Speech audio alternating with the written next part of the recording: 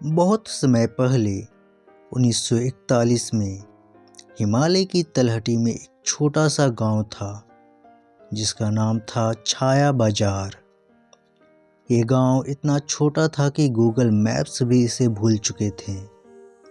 यहाँ रहता था एक साधारण आदमी जिसका नाम था विराट सेन। विराट एक स्कूल टीचर था, लेकिन उसकी असली जुनून थी पुरानी टूटी फूटी चीज़ें इकट्ठा करना। लोग उसे कबाड़ी टीचर कहकर चिढ़ाते थे। एक बार बारिश के मौसम में गांव के सबसे पुराने मंदिर के पास एक टूटा हुआ पत्थर का छोटा सा कमरा मिला।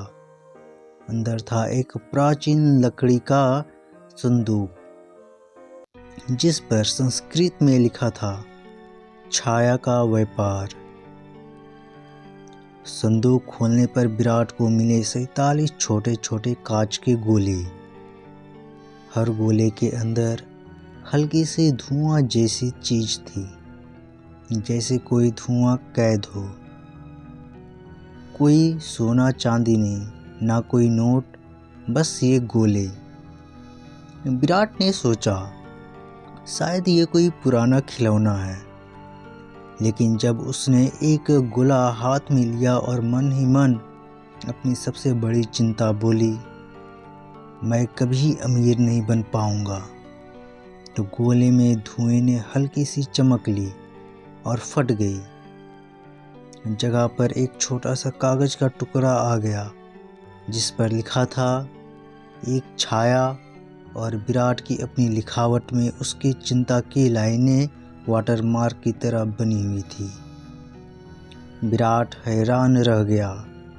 उसने सोचा मजाक है, लेकिन अगले दिन गांव के एक बुजुर्ग दुकानदार जो हाल ही में बेटे से झगड़ा करके बहुत दुखी था, विराट के पास आया। विराट ने मजाक में वो छाया वाला कागज दिखाया। दुकानदार ने पढ़ा और आंसू भर आए। ये तो ठीक वैसे ही बात है जो मैंने कल रात बेटे से कही थी। मुझे माफ़ कर दो बेटा। उसने बिना कुछ कहे विराट को एक बड़ा सा थैला सब्जियां और अनाज दिया। ये लो, आज से तुम्हारा खाना मेरा। धीरे धीरे गांव में अफवाह फैली। जिन लोगों के मन में गहरी चिंता, पछतावा या डर था, वो विराट के पास आते। वो अपनी बात गोली में कहते, गोला चमकता, फटता और छाया नोट बन जाता। ये नोट कोई बैंक नहीं मानता था, लेकिन गांव में ये सबसे कीमती चीज बन गया। एक किसान ने अपनी मैं कभी पत्नी को समय नहीं दिया वाली छाया से एक नया हल खरीदा। एक विधवा ने मैंने बच्चे को ज़्यादा प्यार नहीं दिखाया वाली छाया से दुकान खोल ली। एक जवान लड़का जो शहर जाकर नाकाम होकर लौटा था, उसने मैं हार मान लूँगा वाली छाया ने गांव के सबसे अमीर आदमी की बेटी को इतना प्रभावित किया कि उसने लड़के को अपनी कंपनी के पार्टनर बना लिया। विराट ने कभी इन छाया नोट्स को बाहर बेचने की कोशिश नहीं की। वो समझ गया कि ये नोट्स की कीमत सिर्फ वही समझ सकता है जिसके मन में वैसी ही छाया हो। ये एक तरह का इमोशनल इन्वेस्टमेंट था, जहाँ निवेश नहीं पैसा था, बल्कि दिल का बोझ था, और रिटर्न सुकून, रिश्ते और कभी कभी असली धन। धीरे धीरे छाया बाजार का ये सिस्टम इतना मजबूत हो गया कि बाहर की दुनिया ने नोटिस किया। एक बड़ा फाउंडेशनल फंड का सीईओ आया।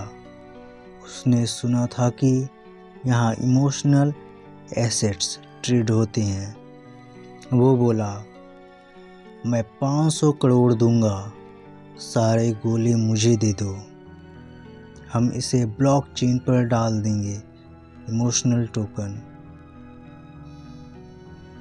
विराट ने मुस्कुराकर कहा, साहब ये गोले भावनाओं को कैद करते हैं, ना कि बेचते हैं।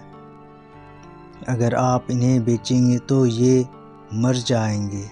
भावनाएं स्क्रीन पर नहीं चमकती, वो दिल से दिल तक जाती है। सीईओ ने हंसकर कहा, तुम्हें पता नहीं कितना बड़ा बाजार है डर और पछतावे का। लेकिन विराट अड़ा रहा। उस रात सीईओ ने खुद एक गोला लिया और बोला, मैं अपनी ज़िंदगी में सिर्फ पैसे कमाया, परिवार को खो दिया। गोला चमका, फटा और सीईओ रो पड़ा। उसने अपना ऑफर वापस ले लिया और कहा, मैं पहली बार समझा कि कुछ चीज़ें खरीदी नहीं जा सकती। समय बीता। विराट ने सारे गोले गांव वालों में बांट दिए। वो खुद एक छोटी सी झोपड़ी में रहने लगा। लेकिन गांव में आज भी कोई गहरी सांस लेकर कहता है, काश मैंने वो गलती ना की होती। तो हवा में हल्की सी चमक महसूस होती है, जैसे कोई छाया घर लौट रही है। और विराट, वो अब भी स्कूल में पढ़ाता है, लेकिन अब बच्चे उसे छाया गुरु कहते हैं, क्योंकि उसने सिखाया कि असली निवेश पैसा नहीं, बल्कि वो बोझ है जो हम ढोते हैं। और जब हम उसे किसी और को सौंप देते हैं तो वो सबसे बड़ा रिटर्न बन जाता है। वो रिटर्न है सुकून। छाया बाजार आज भी है, नक्शे पर नहीं, लेकिन उन दिलों में जो जानते हैं सबसे बड़ा इन्वेस्टमेंट वो है जो आप अपने अंदर से बाहर निकालते हैं। और ये कहानी ये सिर्फ आपके लिए बनी है। दुनिया में ऐसा कोई निवेश कहानी नहीं है। इसीलिए अगर वीडियो आपको अच्छी लगी हो, कहानी आपको अच्छी लगी हो, तो इसे लाइक कर दें और चैनल को सब्सक्राइब करें ऐसे ही कहानी को सुनने के लिए।